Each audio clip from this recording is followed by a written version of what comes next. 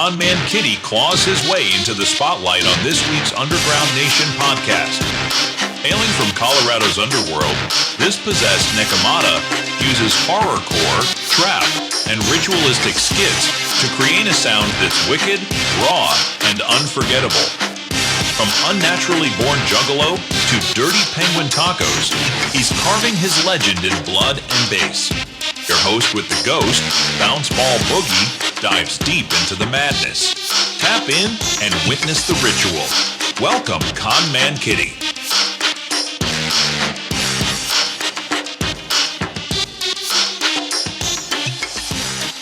Well, tonight we crack open the crypt and summon the spirit of a true underground enigma. He's not just an artist, he's a possession, a bloodstained whisper from the book of the divide. A nekomata with venom in his verses, claws in the culture, and a mask that hides more than a face. It hides a legacy in the making. From shadow-laced skits to horrorcore hymns, he's carved his path through Colorado's underground with bars sharp enough to cut dimensions. You've heard the name, you've seen the glyphs, you felt the tremble. Now you meet the mind behind the madness. This is Conman Kitty, and you're now locked in with the Underground Nation podcast. Let's turn the ritual into reality. Conman Kitty, what's good? What's up, man? How you been doing? Freaking amazing. How are you? Awesome.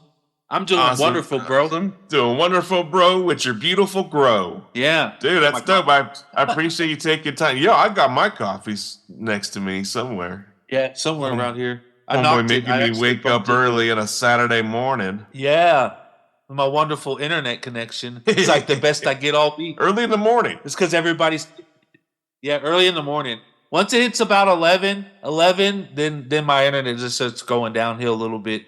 And then by 5 o'clock, it's a lot of buffering. What makes the internet better in the morning, worse in the evening? Probably the signal. And then like in the evening, a lot of people are getting home from work and stuff and getting on it. And I have that satellite internet.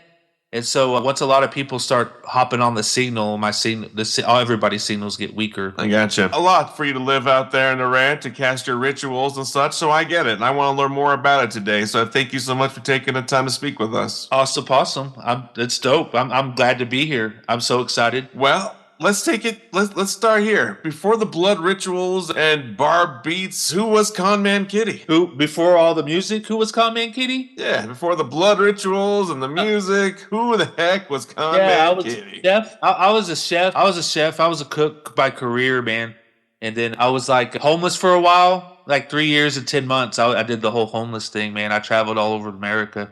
Been to like 28 states. Other people's dime, right? Is that what they say? Find a sign and grind. But then I was a cook. Yeah, it's an amazing lifestyle. It's just not one that I want to be there forever. You know what I mean? I've learned a lot of life's lessons in the streets like that, going all these different places.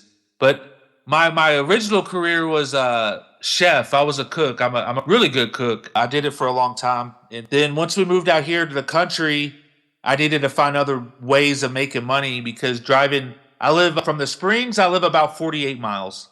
So for me to get a job in the Springs, I was going to have to drive out there every day, 50 miles, just about 1 day and 50 miles back. And that's just crazy. Can't do that. So I started running a cotton candy company for a while. And then I've done a bunch of other entrepreneurial like paths and projects, and none of them really went far, but I've been learning from all of them. I mean, you got to crack at it and try something new every time. And so before all the music, it was a bunch of cooking. You know, I thought that's what I needed to do in life, was try to get food trucks going and all this other stuff. And it just seems like the path has taken me a different route. Ever since COVID, I started fucking around with music. And but yeah, I'm fairly new to it. Like I literally only started doing it since the pandemic. And then I did a couple tracks, and then I went to school. Because I realized I did some like feedback and people were like, man, this is pretty good. So I was like, cool, I'm going to go learn music production. And so I went to school, the music production. Then I quickly realized that music production isn't for me. I'm just not that music production person. I go to a studio and I tried, you know what I mean? But I felt like that's what I needed to learn. But my path there kind of forked, and I was like, screw this, I'm jumping majors. And the school let me jump over to music business. And so Wow. I was like, everybody and their mama, everybody is trying to take music production, but like such a small percentage of people actually go into the music business side of the college. And I learned how to like make longevity of people's careers and stuff. Pretty much it was a college course on how to run a record label, or if you want to be a manager of an artist and all that other business side of stuff. And so I took that. And so now we're here. You know what I mean? I've been out of school for like 2 years now. And so I focused heavily on I went to the pandemic, bro. I didn't have nothing to do. I wasn't even living in the city. I was like, well, shit, I'll just go to school while I'm at it. So while I was here, right at the end, around October 2020, I started going to school. And I was there for like 39 months. And while I was doing that, I was making connections. And then as soon as I was out I dropped the album. And then last year I dropped the album. And so now I'm more serious about it, way more serious about what it was before. Like I said, I was just making some music because I felt like that's what I wanted to do. Back in the day when I was younger, I was in a fucking metalcore band. So I did some screaming stuff and that. And I was just sitting there cooking one day, mad at my fucking boss because he's a D-wad, you know what I mean? And I'm mad at him, cooking shit up. I was like, my brother's like, man, fuck this shit. You need to try to do your fucking music shit like you did when you were younger. And so I was like, screw this. I'm going to try that shit out. So here we are. I'm following a dream that I thought I'd lost, but I found it again. It seems like life wanted to take me down a big curve to teach me a lot of lessons before they put me back up on this platform to be in front of people. Wow, so, it's an honor to have you here today and talking with us. Sounds like you put yourself through some crazy experiences. 28 states. How did you travel 28 states homeless with just a sign? You said just a sign and grind. Oh, were you jumping trains? Were you hopping on trains? I've done that. I met my friends Red and Hungry. Red and Hungry were train jumpers. We did that. We flew all over the place. I hitchhiked, vehicles. You know, I come up on vehicles. They last me a couple states until I get rid of them and then sling them off for a little bit of money. And finally, we ended up in Colorado, actually in Loveland, Colorado. And we were and me and my chick at that moment were in an Escape. And my homeboy, we're like rolling around. It's always good to roll around in groups when you're traveling, because then you end up missing and no one knows what the fuck happened to you. You know what I mean? It just disappeared. You never see him again. But it happens though a lot. And so we always think of 5 people right now just disappeared. We always picked up. Who knows? They could have got picked up and went to jail for all I know. I just know they disappeared. Never seen them again. Yeah. And so we sold our vehicle in Loveland. We had an Eclipse. We sold it in Loveland. And I just went and bought a bunch of camping gear and a bunch of backpacks and survival stuff. I took out on foot. And I was on foot for like a year and a half after that. And I've just been in Colorado, bro. It just seems like every time I came to Colorado, I wanted to stay in it. And then I tried to travel out of Colorado. And a couple months later, I just end back up in Colorado. That happened a couple times before I realized I just want to be in Colorado. So I just put some down. And I was like, this is where I want to be. And I've been all over the fucking America just about. The only states I really haven't been to are the boring states. You know, like North Dakota, South Dakota, Montana. I really haven't been to none of those. I think they're boring states. There's not that much to do. There's too much space in between towns to be able to like effectively really to move between towns without like dying of hunger and fucking So I just stayed away from a lot of those states. I've just been to all the lower states. I've been all the way up to New York. I've been all the way on the East Coast. I went all the way over to, you know, Cali, and I've been to Nevada and all the states. I even visited Area 51 area. I've been all over the place, man. It was definitely a journey. Definitely thought about myself. Are you writing a book on your experiences there? Maybe I should get AI to do it. I'm so busy. Hit enter, let AI do it. It's probably going to give me some Wild Forrest Gump type story, though. Yeah, man. I even tried to do the whole fuck society. I'm going to go live in the mountains. And I went down there to the Greenhorn Mountains here. They're south of Pueblo. Looking for the real voices, the raw stories, and the underground culture they don't show you on the surface? Visit www.underground-nation.com and unlock the Underground Nation magazine digital archive. From exclusive interviews with rising artists and tattoo legends to full issues packed with underground music, ink, fashion, and rebellion, it's all there. New issues drop regularly. Every page. every voice, every movement. Tap into the culture at www.underground-nation.com. The underground isn't just music, it's a nation.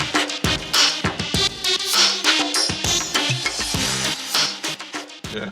I decided I was going to go up in the mountains, bro, and try to do the whole fucking forest man thing and scavenge for my food and trap and all that. And, well, needless to say, about 20 days later, I was coming back down out of the mountain, getting in the back of an ambulance because they said I was severely dehydrated. My trapping skills was not up to par.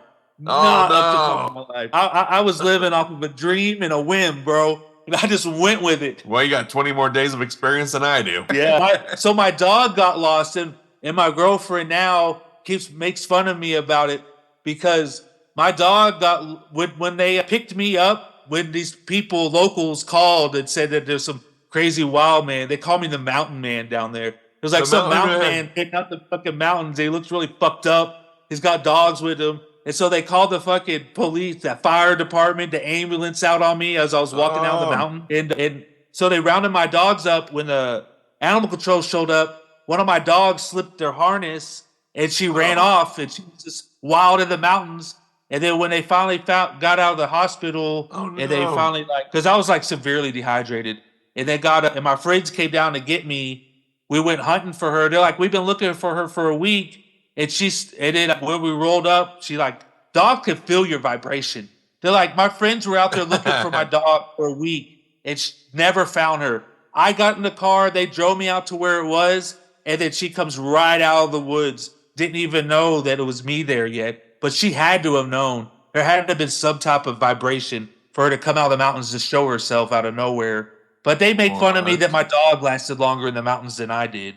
So they're saying that the locals. Is the dog with you today? Yeah, the dog's with me today. She's in the room sleeping.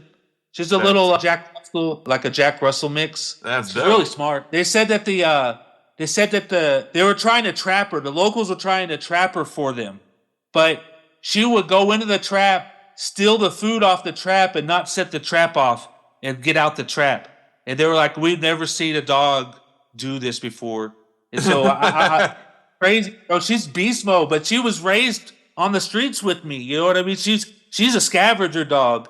So pretty much she was homeless up to that point, like I was for a long fucking time with me. She's like 12 years old, so she was on my whole journey with me. So she's mad. She's dope. Wow. She used to stand up on her back legs for the flying the sign, and she would stand up and do little dances for. So she knew what it was. When it was time to make money, she was down to make money with me. Wow, what a cool dog. What's her name? Calypso. No, not Calypso. No, it's Calypso. Oh, Calypso. Calypso. Yeah. That reminds me of the bad guy on Twisted Metal. Calypso. So then I was named her after the water goddess at that moment. Yeah, what? Where? I had a dog named Kiora, and I was naming my dogs at that moment after the gods of water or goddesses of water. Yeah. I just go on these weird naming tangents.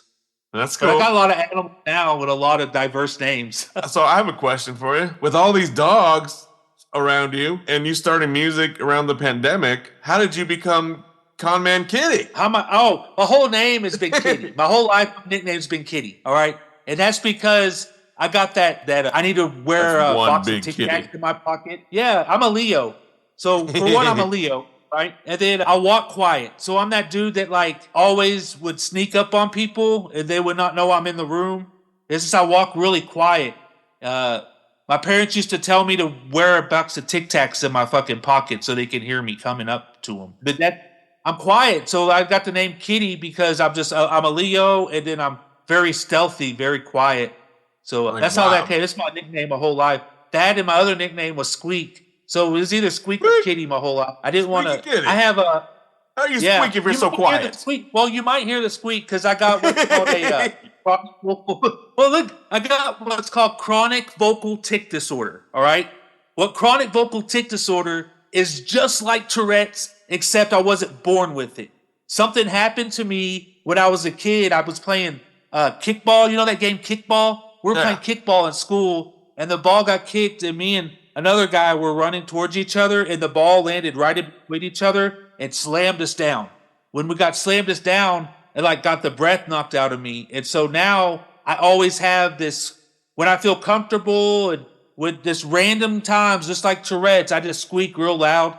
I can't actually make the sound. I could go eat, but that doesn't does it justice. That not do it justice because it's like somebody's like the depths of oblivion open up. It's just some. It's a squeak, definitely a squeak, but more like an air horn type squeak. It's so it's I can't naturally do it, but it just happens on its own. So yeah, squeak comes from me squeaking all the time because of my it's not Tourette's, but that's the best way to say it. Is it's like Tourette's. It's like Tourette's. It's the vocal tick. I mean, from looking at your videos and pictures, you look like a pretty big dude. Am I incorrect? No, I'm pretty big. I'm like, you're a big ninja, is what you're saying? I'm like, man, this big old fool's quiet as fuck. My practice swords. He's gonna cut us up. Practice swords or real, I'm gonna stab you in the ass become in my house swords? No, these are just practice swords. The real stab you in the ass swords are by my bed. That way I could grab them. Gotcha. Really more of like a nice sized machete. Don't come to my house. You be practicing the wielding of swords. Yeah, it's fun. it hurts when you get hit by it. Because those are some pretty good, solid pieces of wood right there. Have your girl film you doing some of that out in your ranch, like during sunset, we can see your fucking. Try to do some Karate Kid thing, right? Yeah, set some logs up and like see your silhouette with the hair going all crazy. That'd be so cool. That'd be really cool. I can see it in my head. Anyway. I've been trying to work on my flipping, but I just haven't got to that point yet.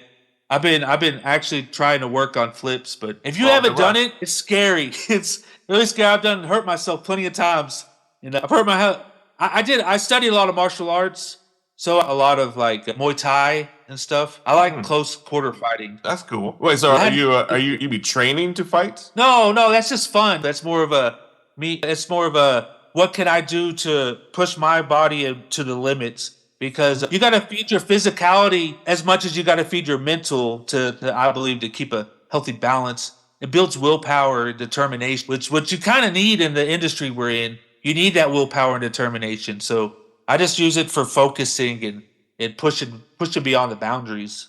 Now that you say that, after doing some research you described yourself as a possessed nekomata. And sorry if I said that wrong. Yeah. Is that a mythological symbolism, personal trauma, or both? So a nekomata is a Japanese demon. It's a Japanese oni demon. It's also called the two-tailed cat, right? So a nekomata is a two-tailed cat demon from Japan that normally forms. There's two types of them. There's ones that come from the city, and then they got the mountain ones, right? They're more feral. Yeah. They're saying pretty much is a demon that's born out of just like how we have ghosts that possess houses because they want to curse somebody and possess somebody. So a nekomata is the same way. They're born out of suffering. They're the ones that have revenge on their owners because their owners treated them so bad. No. And so they grow a second. They gain enough power. They grow a forked tail or a second tail, and then they start gaining powers. They have powers. They have necromancy power. So what they do is they kill the fucking they become a nekomata. Then they kill the people that was doing them harm and causing them suffering, and then they raise them up and control them from the dead. And then they just kind of live around them, and they use humans to possess and move around and do their things. They can also shapeshift, so they have the shapeshifting ability. And they're also really good with like fire magic. It's really cool to like get into the different tailed demons because they got one all the way up. Everybody knows Naruto and the nine-tailed demon, right? But there's one tail, two tail, three tail, four tail demons all the way up. So that whole mythology, that whole like setup they have with it is really cool when you go looking into it and going deeper. Yeah, but the nekomata comes off of that mythology right there. Just the suffering that it had to endure to be able to be birthed into a different powerful state is just a transformation that's really dope that I feel like is a cool spiritual journey. Wow, that's really cool. Well, thanks for explaining that. Now I get your track titles read like journal entries from another dimension. What's your writing process like when channeling those kind of bars? So my writing process. So a lot of times my writing process is I don't know how you say it. When I have inspiration, I sit down and write. but whenever I let the pen take over, I can't stop writing a song. I've tried to do this whole, I'm going to write 3 or 4 multiple songs at one time, but that just not happened to me. I'm a person that's got to write from the beginning to the end of a song. If it takes me a day, it takes me a day. It takes me a week, it takes me a week. But yeah, I'm very like, I'm not one of those punch-in artists. You know what I mean? I sit down and write my lyrics out and go back and go over them and fix them. And then I practice. I actually practice for like 2 or 3 months on a song before I even try to record the song. But yeah, so I get myself in a ritual space to do that because I want people to feel. I'm working on expressing emotions better to get you caught up to be the perfect person that you are. Hell yeah! I say music for masters, so I write music for like people that's already been through the darkness, that's already defeated the demons. I write people that's already transformed from that dark state of life, and they don't know what to do now. Because a lot of people go through a spiritual awakening, and then they don't know what to do afterwards. And so I make music to guide people after that awakening. What would be a suggestion if I was to come from a spiritual awakening and I'm confused? Conman Kitty, guide me. Let's go with like one of my songs. Yeah. First, you must become a demon. That's a. I don't want to. Well, it goes. It's the title track of my second album. My first album is called "To Become an Archangel," and then my second album is called "First You Must Become a Demon." So to become an archangel, first you must become a demon. Oh my goodness! First you must. Are you getting spiritual on me? Well, I'm very spiritual, bro. It's all I about music. was going to ask you because there has to be a fine line you're walking with spirituality. Because I keep seeing rituals. Another ritual has been performed. I saw your TikTok. So many rituals have been streamed on your music. Or where is this coming from? These rituals. What do they mean? Coming up next on the Underground Nation podcast, we tap into the twisted tones of one of the underground's most intriguing voices. This track blends eerie energy with lyrical depth, a sound that wakes you up and keeps you haunted. From the ritualistic realm of Conman Kitty, this is Play Me When You Wake Up. Turn the volume up and let the shadows speak.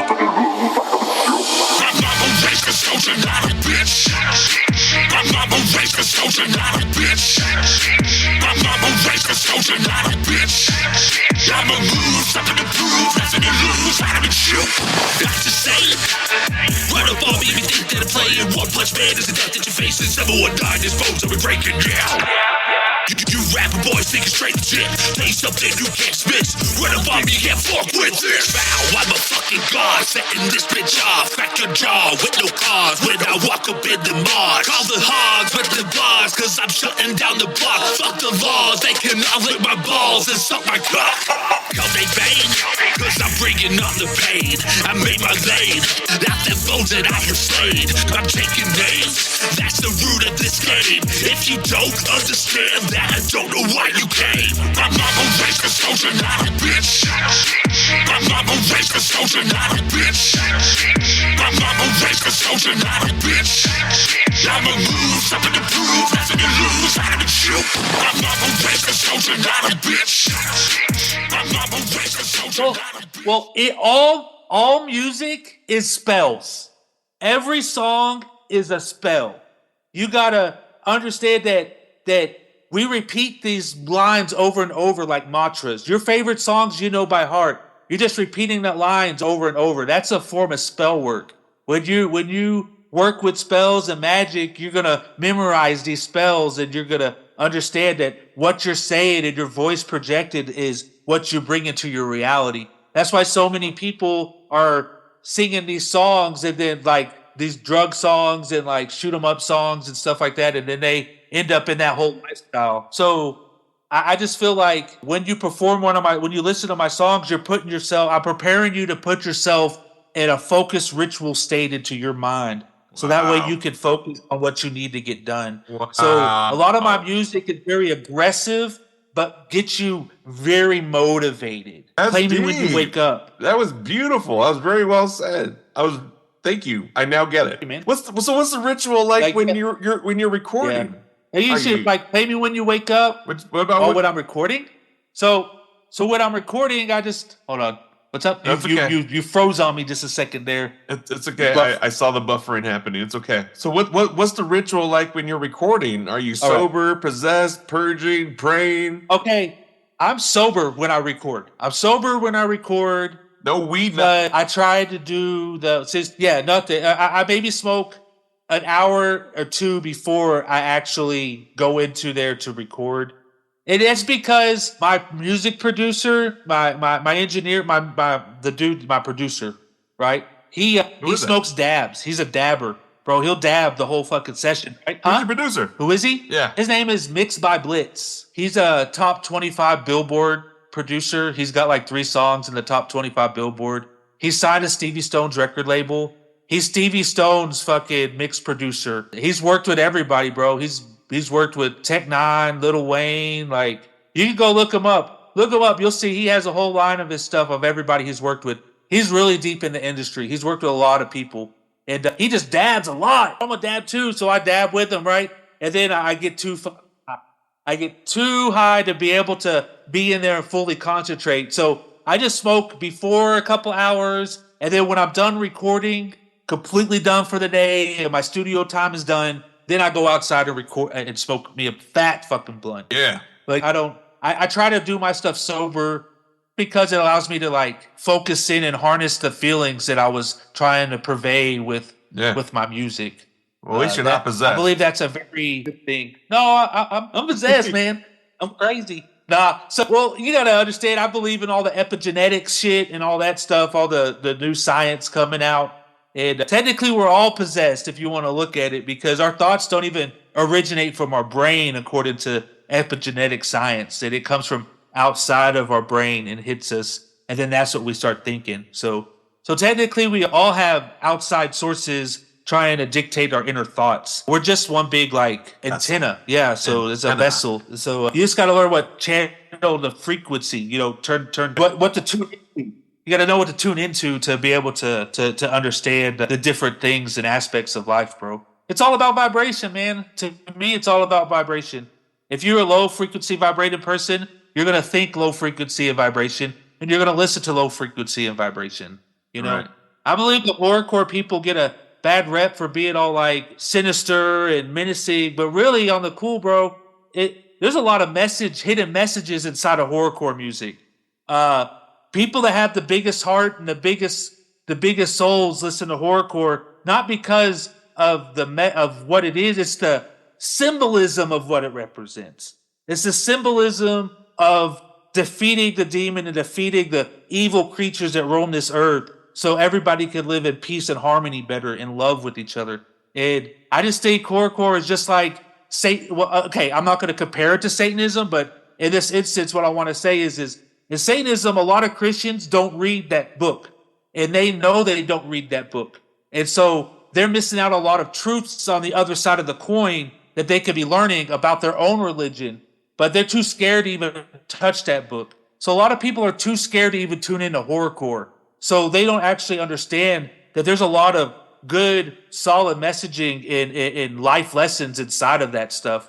And people just don't want to give it the time of day because of what they feel it entails, and not actually what the content is. They're too caught up with this dude just said he ripped this dude's guts out and stuffed them up his butt. Fuck is that? You know what I mean? It's just, it puts them off, but they don't want to listen to the deeper message. Yeah, it is. It's amazing entertainment. So, Conman Kitty, what's the track that you feel no one understood, but it meant the world to you? Oh, okay. So that's a good one. Damn, I gotta remember the name of it. Let's see. Why Am I Such a Fuck Up? That's the name of it. Why Am I Such a Fuck Up? I don't feel like a lot of people understood why I wrote that track, and it's a lot to me. Well, I wrote it because I felt voiceless in a lot of situations that I was in. I was in a toxic relationship, like I was in one of those trauma bonded relationships, and I just felt like a lot of people don't understand the voice of the other side of a trauma bond relationship, when you want to be heard and you want to be spoken to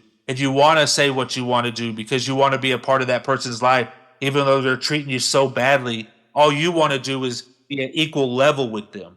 That's all somebody in a trauma bond relationship wants to be. They want to be on an equal level. I was in one of those. I didn't know it was called that, but I was in that. Yeah, a lot of people are, bro. It's amazing how there's not a lot of awareness on it. But Dude, what'd you call it again? It's called a trauma bond. Trauma bond. It's a relationship where like one person, you don't want to leave them because of the good times, but there's way more bad times than there is good times. Or kids. Are you trying to hold on?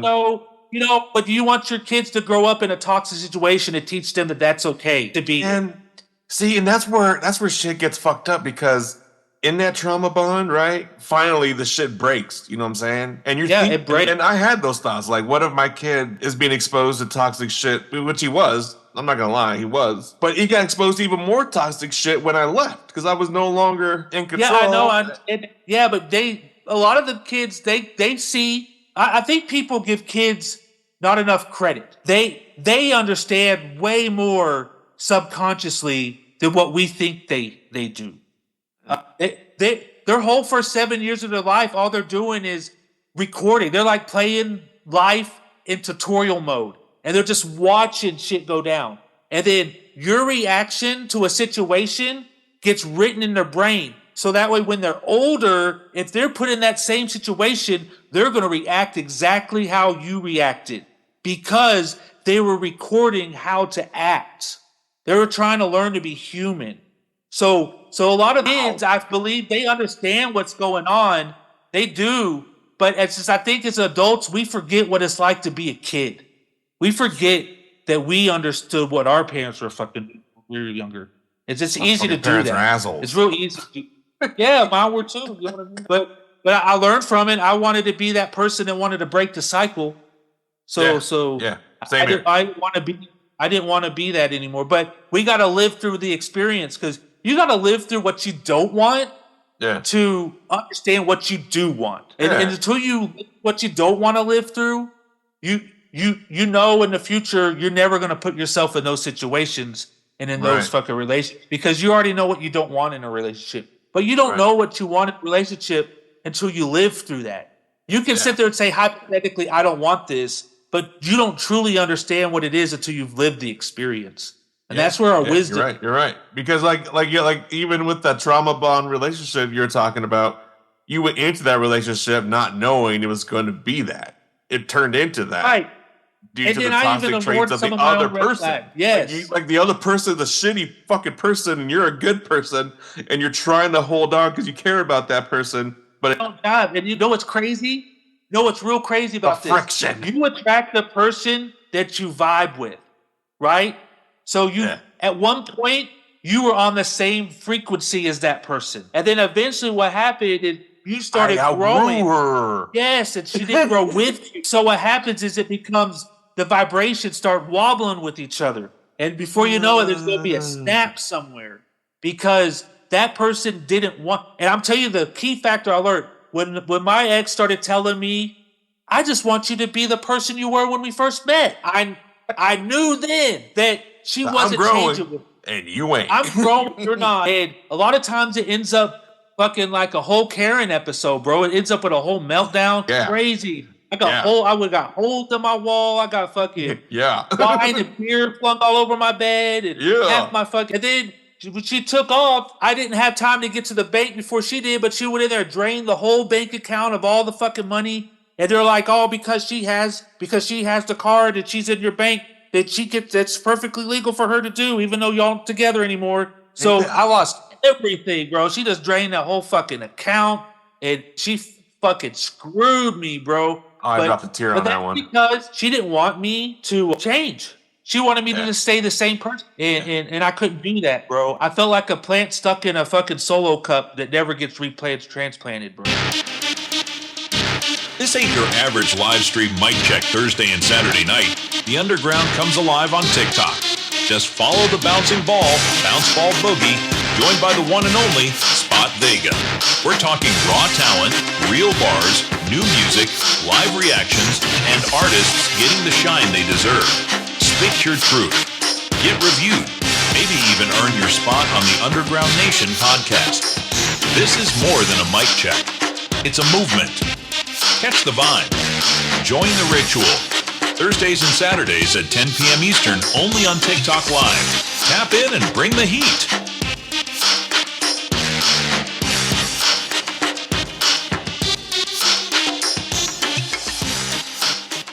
felt like I could Eventually only you grow die as far in that as solo cup. yeah, you do. If you're not fucking taken care of, you got to transplant and grow, bro.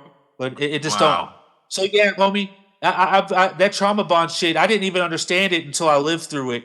And then when I was doing research on shit, I came across it and learned about it. And like, she would always get the best stuff, and I would get handed the hand-me-down shit. And it's like, you know what I mean? When a new phone Yeah. came out, I was getting the shitty phone. You know how you go to the place and you get the nice phone? They're like, oh, and you get a free phone. And they give you Yeah. that fucking cool, like a fucking some phone you never heard of before.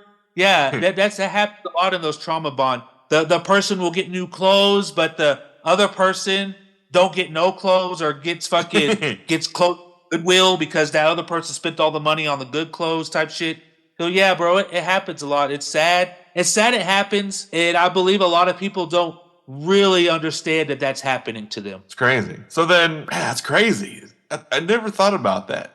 You taught me something today, so thank you. Man, you got the wheels turning. So then tell me, with all this experience that you've been gaining throughout being homeless, and then the pandemic, and then moving out to the country, and then finally settling down what seems like to be a good woman today. What do you feel Conman Kitty is just a character, or it's you? It's just you being you. It's me being me, homie. But the problem is But you never break character because you are who you are. I am Conman Kitty, homie. I am. See, Conman is short where's for confidence. So Conman's short Like, for who you confidence. conning? No fraud bro. here. Like, I'm trying to become your best friend, so I could teach you how to become better. So you got to. So I got the tism, bro. Right. So I'm autistic, right? So I already feel like I don't fit in with a lot of people. And so I've had to mask and learn how to be with them. And my counselor told me this too, bro. My counselor said, you're a chameleon. And it's not healthy to be a chameleon. But I'm a chameleon because, yeah, I am too, bro. But that's the Conman part. I have the ability to hang out with any group, any crowd. And I have enough versatility in understanding cultures and civilizations and religions that I can sit down with anybody and they think that I'm technically part of the religion. Like, I can sit down with Muslims, I can sit down with Christians, I can sit down with fucking atheists, I can sit down with all sorts of people. I have the ability to understand and speak on the matter as if I've always been on that matter. And that's where the Conman part comes in. Because a Conman is willing to do anything it takes to pick up a role so that way it can achieve a goal that he has set and planned. And now my goal is to awaken people deeper into their path because it needs to be done. There's not a lot in our area, in my vibrational genres. I believe that there's a representative for every walk of life, and I represent a specific walk of life that is very humble, I believe, but it's the lower people that feel like they don't have voices. You know, it's the homeless people that understand fucking struggle. It's the poor people. It's all the people that want to better themselves but feel like they're trapped in a cage and they can't get out. And so I have the ability. Yeah. Well, I've seen some crazy shit. And if you ever meet me in person and see my friend and my girlfriend, they'll be able to confirm a lot of this shit. But I've walked out of places and people run up to me calling me Jesus, bro, out of nowhere. So I got this fucking natural vibe that people think I am. Bro, I've had people call me Archangel Michael in the flesh. And I think it's all crazy that they say this because I don't see it. I don't see what people see in me.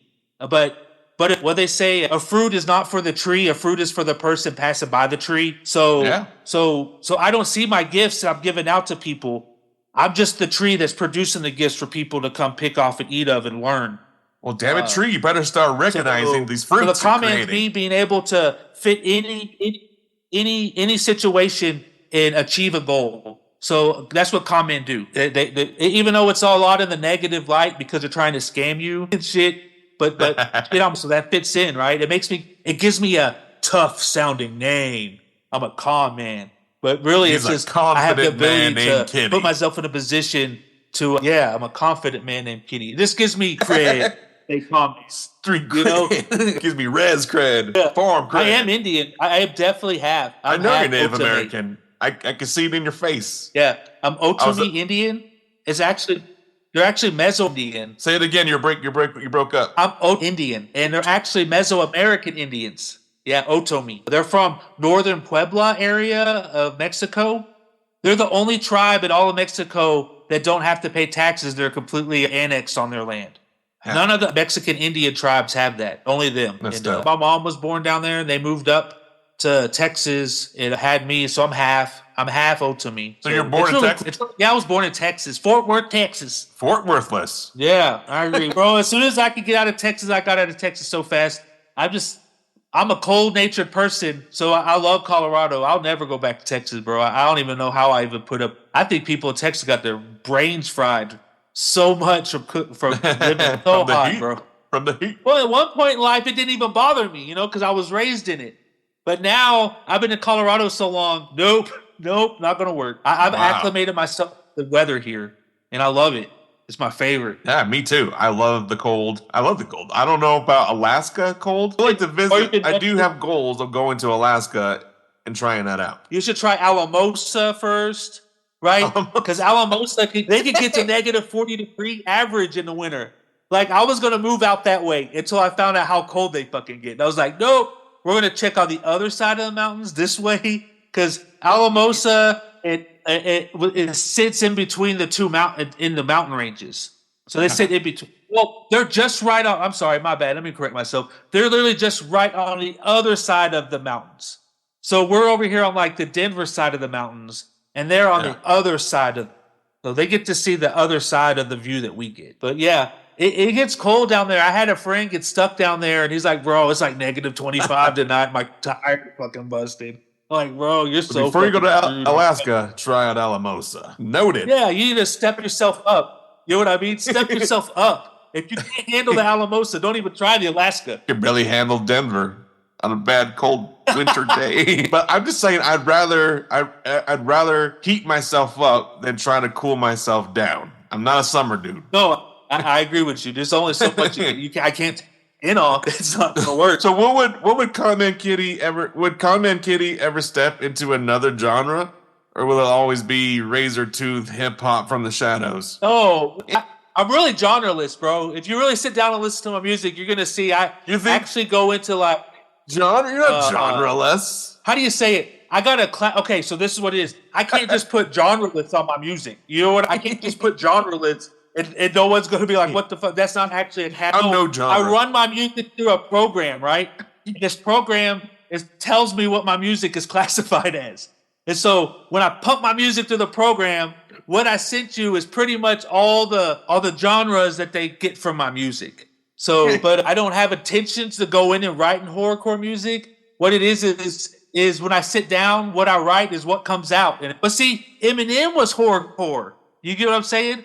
Yeah. Like a lot of artists are horrorcore, and they still make songs that could be classified as horrorcore, but they also make songs that are classified as other things.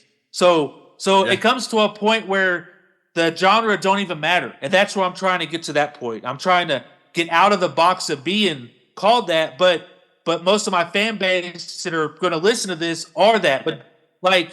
A lot of horrorcore people are very diverse music people. They love all types of music. They just don't like specifically. What I've learned is all my friends that are horrorcore junkies are also metal junkies. They're also Tech 9 junkies. They're also fucking, be Kendrick people. It just seems like horrorcore is a melting pot of music. And that's where it's just a bunch of people love everybody outside of it.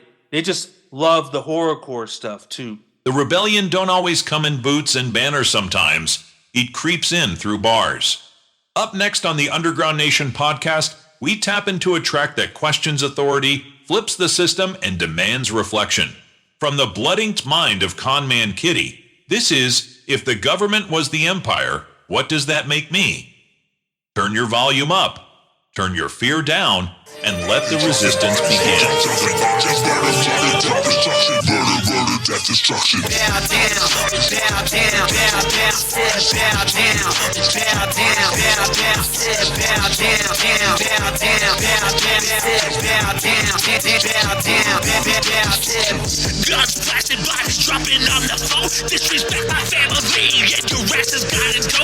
I try to be a normal person. I'm a chuck 'em low and the motherfucker rewrite.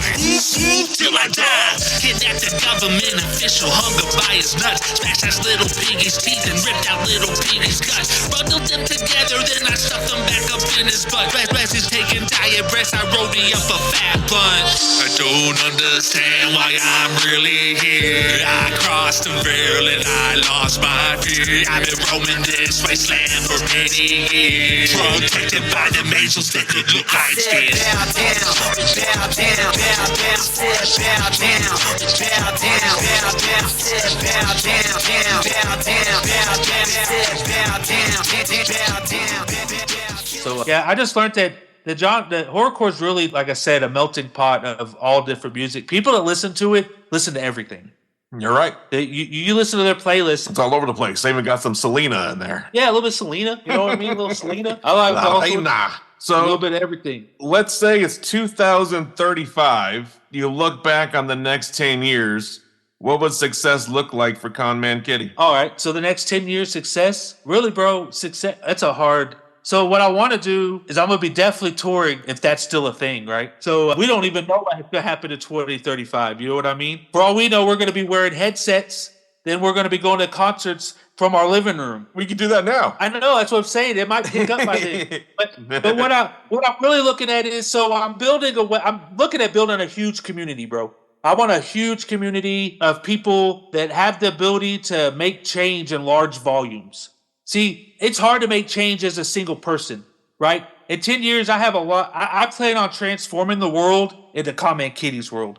So I got a lot of stuff on the burner working that's behind the scenes right now that's clicking. But it all starts with this website I'm building. I'm building what's called watchmakermusic.com right now, right? And so what's going on with this is what's going to be the fuel to be able to accomplish all the goals I'm looking for, which is more albums, most definitely. But the ultimate goal here, bro, is to build a community that wants to help everybody else grow. And like, I'm tired of like homeless shelters being run by the city. I want to be able to get to a point where I can provide homeless shelters through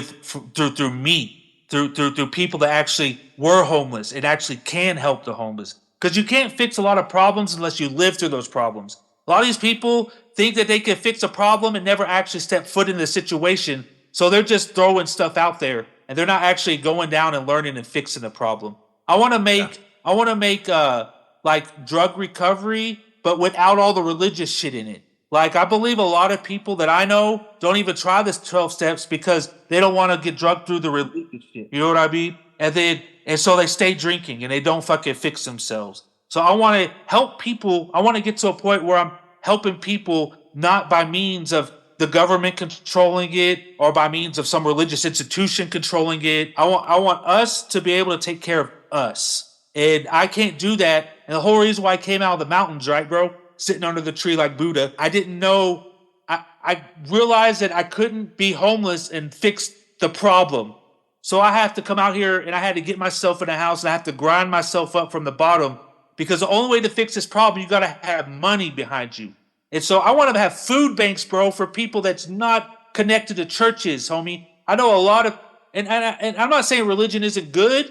Religion's good to a certain point. I believe religion is just training wheels that get you to a mindset that you need to get into, and you got to dig deeper to see what's further than that.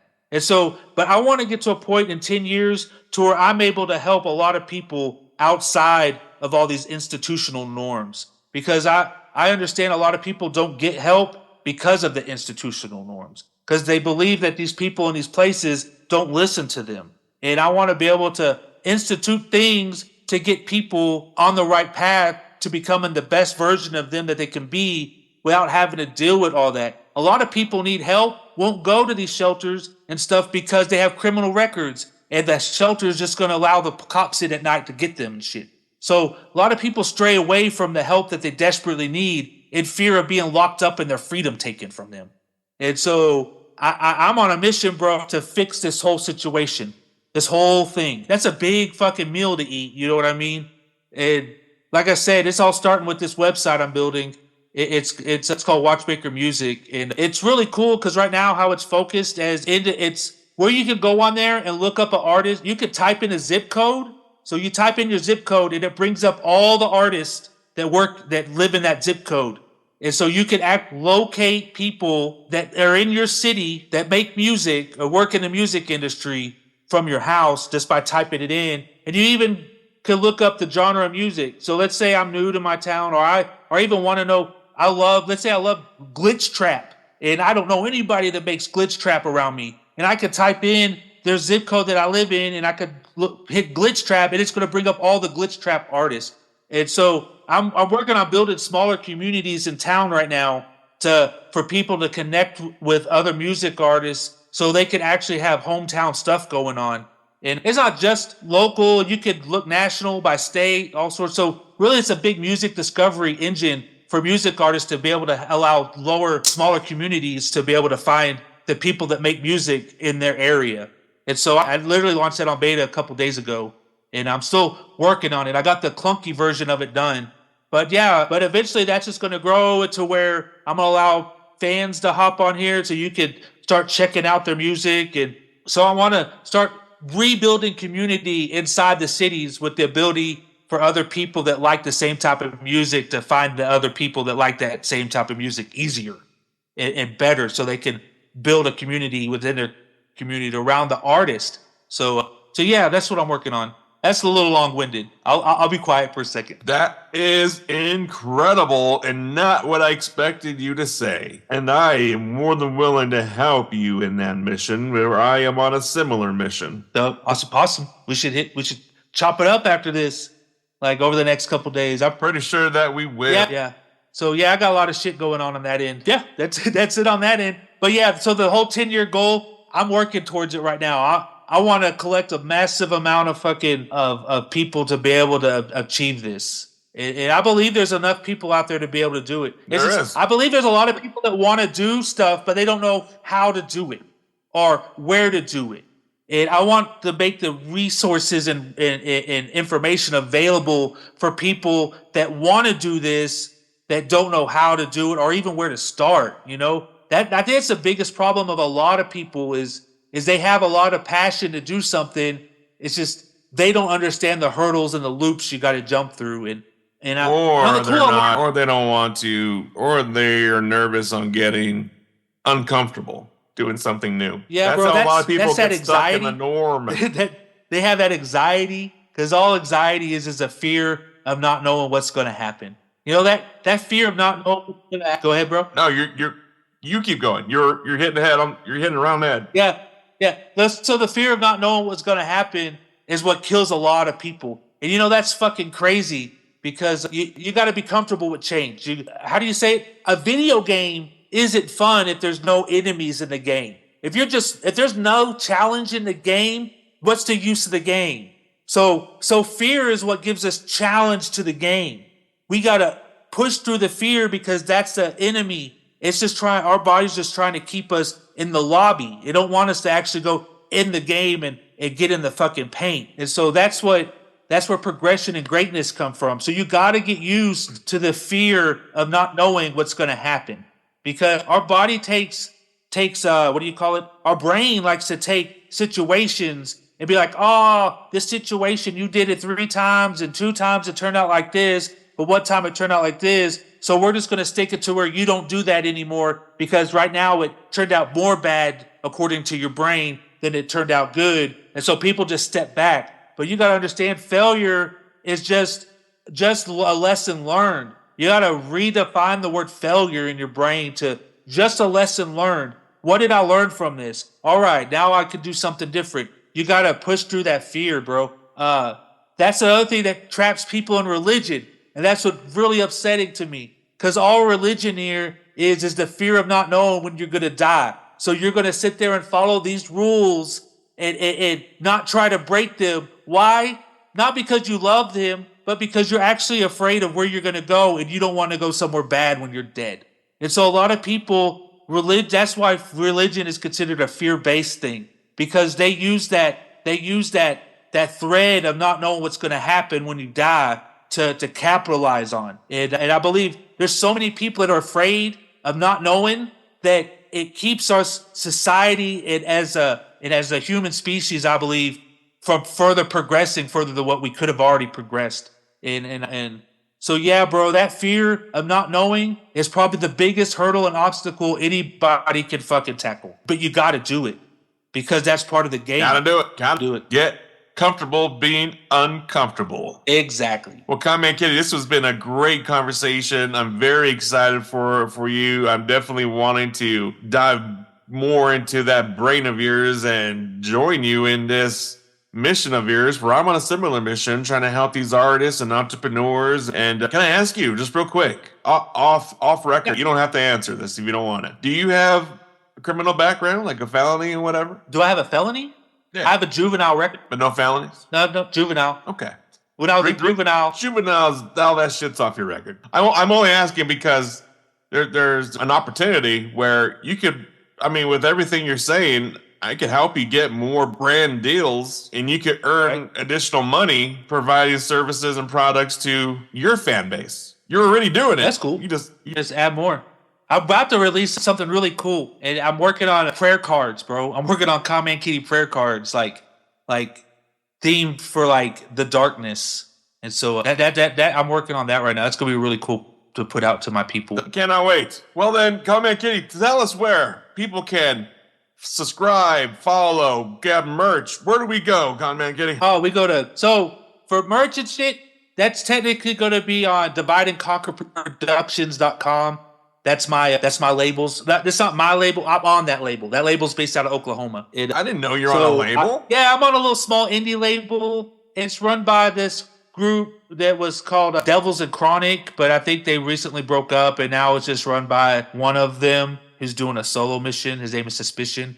But yeah, he's based out of Tulsa, Oklahoma. Well, actually, it's more like Muskogee, right? I think it's, Muskogee. So I'm working on building that site for them right now because I'm doing all the back end stuff on that. I build websites and stuff, as you should know, because I just told you I built one for the watchmaker. But so anyway, so you could, I'm getting sidetracked. So you go anywhere, Conman Kitty. Anywhere on any platform, you're going to see me, Conman Kitty. It doesn't matter where you go, Conman Kitty. Just search Conman Kitty, and if you need a fucking banging ass website, holler at Conman Kitty. Yeah, holler at me. I do that. I make websites for people from scratch, dope. like the real websites, not like going on a program. But I know how to do that shit. It's fun. You're saying you be coding? I be coding, bro. I be coding. A lot of that shit on the watchmaker.com. So on the watchmaker.com, you'll see a lot of it. I had to code in order for it to work right because they just don't have some certain programs that you need. So you got to get in there and code yourself sometimes. So wow. I picked up the coding. I had to do it. Wow. Listen, bro. Big brain, Conman I'm Kitty. artistic. I got that Elon Musk disease. Well, you're definitely making it work in your favor. And you got our support here at the Underground I'm Nation. working on it. I appreciate it, bro. Conman Kitty anywhere. You fucking got it. Search Conman Kitty right now. Subscribe and follow. And hit them up for all your special website needs. And make sure you go to divideandconquer.com to cop that merch. Word. Conman Kitty, thank you so much for joining us, bro. You enjoy the rest of your day out there in the sunshine. And we'll catch you in the depths of the underground. Yeah. Have an amazing day, bro. Yeah, you too. You're awesome. Tired of the mainstream? Step into the shadows and explore the underground. Discover rising artists, raw interviews, bold podcasts, and powerful voices shaping the culture. Whether you're a fan or creator, it's time to connect with the real.